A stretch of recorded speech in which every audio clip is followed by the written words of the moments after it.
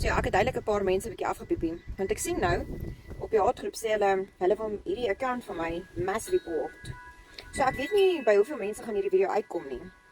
Maar vandat ek nou gesê het, ek gaan mense begin name and shame wat ander mense se lewens destrooi en wat net kwaadwillig optree en wat net mense haat. Lyk my ek het so 'n paar feathers geraffel. Maar ja, dis vir goeie doel.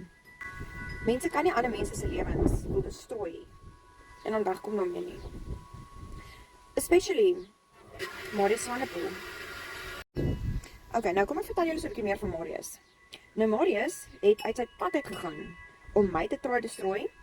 Hy het uit sy pad uit gegaan om my naam te try sleg maak. Hy het uit sy pad uit gegaan om my so sleg uit te maak en die slegste goeters van my te sê.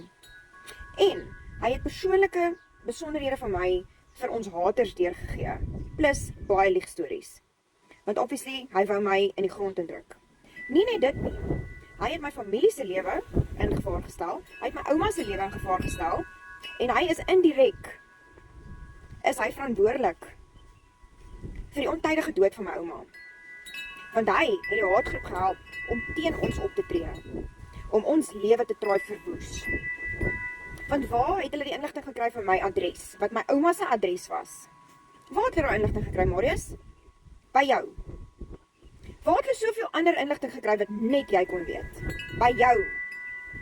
Jy het my en my familie se lewens in gevaar gesit. Jy het die vieslikste stories van my vertel.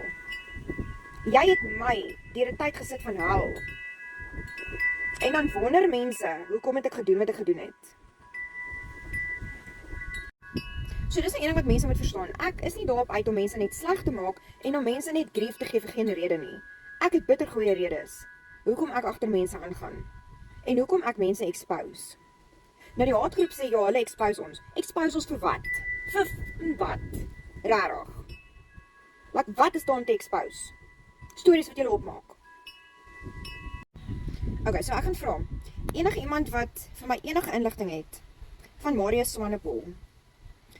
Enige leed wat hy julle aangedoen het, enige iets sleg, wat julle voel, julle is te nagekom deur hierdie man.